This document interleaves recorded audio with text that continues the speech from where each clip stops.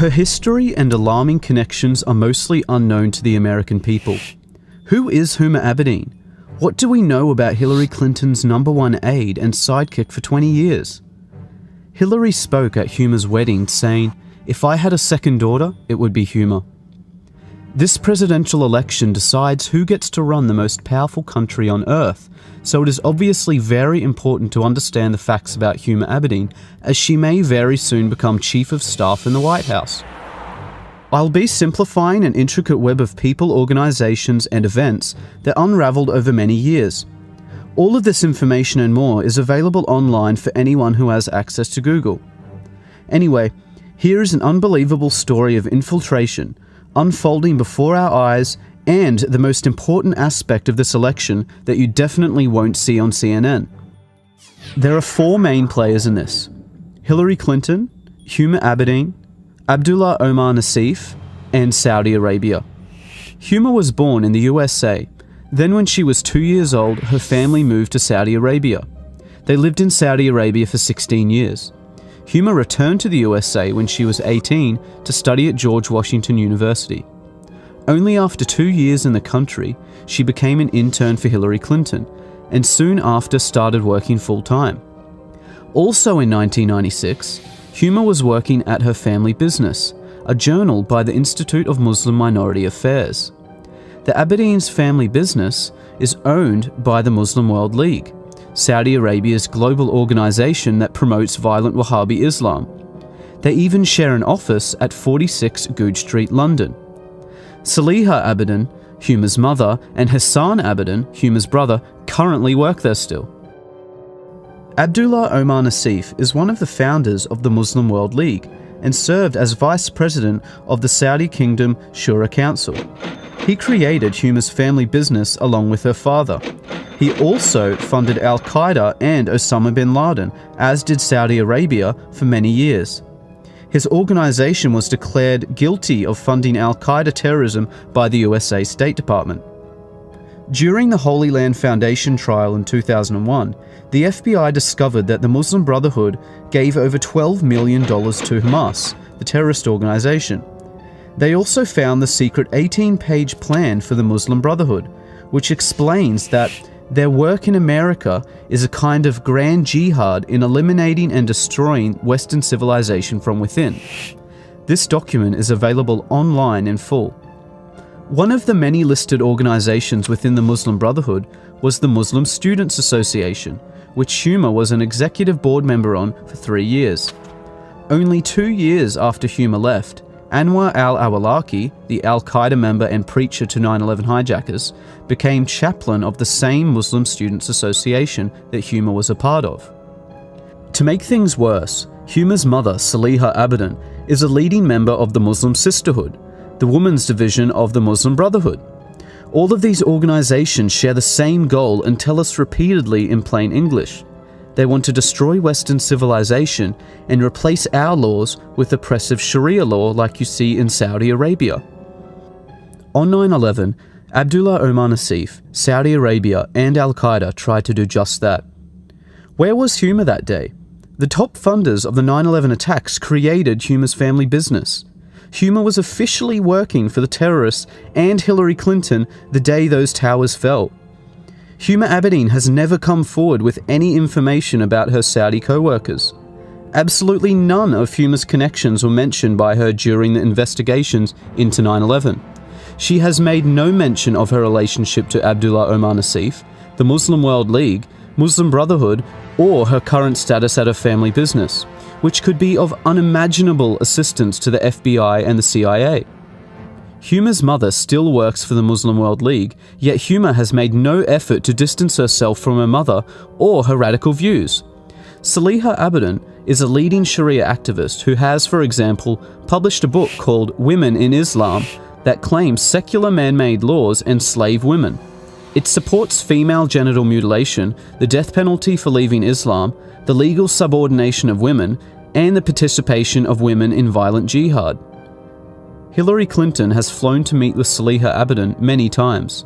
Huma says that her mother considers her to be a big deal and is proud of her. Huma's absolute silence on all questions regarding her extremist ties says far too much. How can someone with such close links to terrorism be allowed access to our top secret information and have security clearances?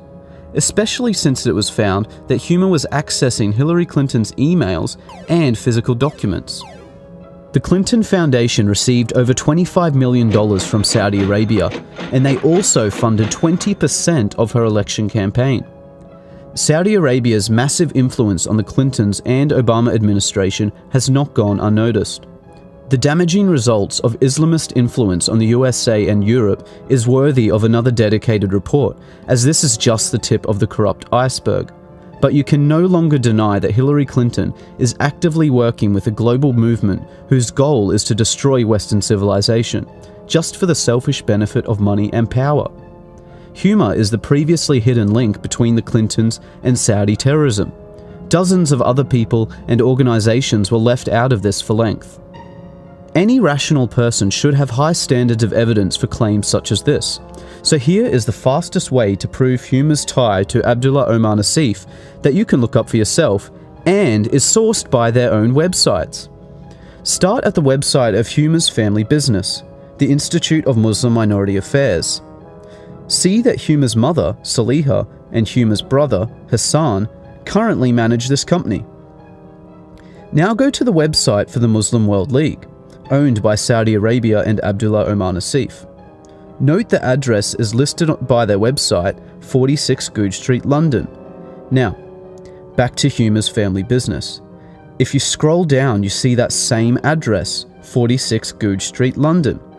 Clearly anyone can prove in seconds that Huma's family business is owned by Saudi Arabian terrorists.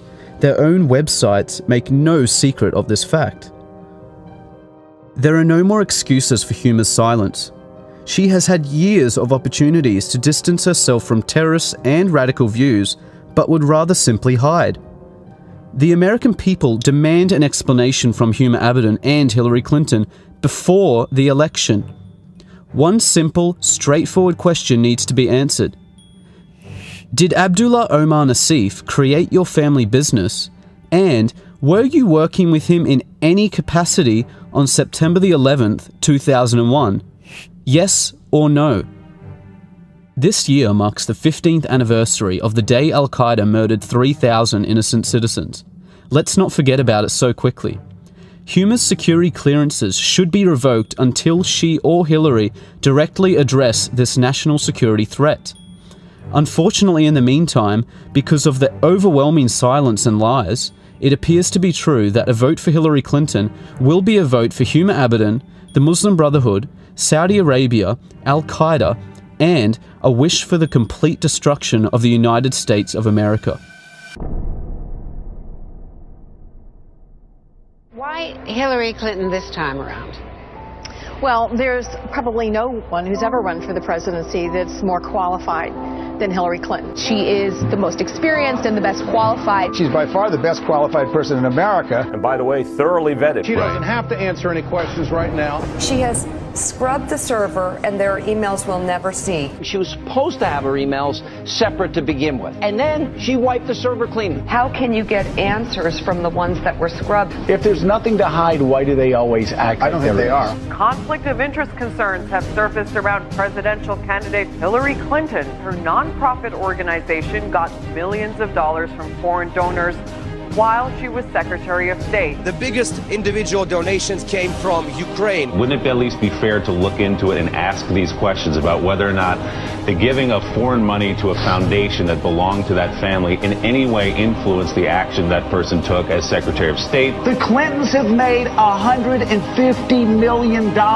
over the past decade. Sidney Blumenthal appeared to be running State Department business. Mr. Blumenthal's involvement was more wide-ranging and more complicated than previously known. Helping Hillary Clinton in a capacity that nobody knew about. He's basically the personification of a Clinton insider. And in all kinds of ways that bring up some some very big concerns. Advising Secretary Clinton on Libya while he had business interests there. Bottom line here, Blumenthal sent intelligence to an alternate personal email account while being paid by the Clinton Foundation. Several Gulf states have been donating money to the Bill, Hillary, and Chelsea Foundation. Tens and tens of millions of dollars from countries with atrocious human rights records. Saudi Arabia, United Arab Emirates, Qatar, Kuwait, and Brunei. She's taken money from countries that abuse the rights of women. All those countries have been criticized by the State Department for violating women's rights. Are they expecting something in return? Name one country on this planet in which we have a better relationship with them now than we did in January 2009. She was the Secretary of State. Her handling of Benghazi. Sidney Blumenthal, She wiped the server clean. And we will never see them. They decide they're not going to play by the same rules. She has to answer some very significant questions.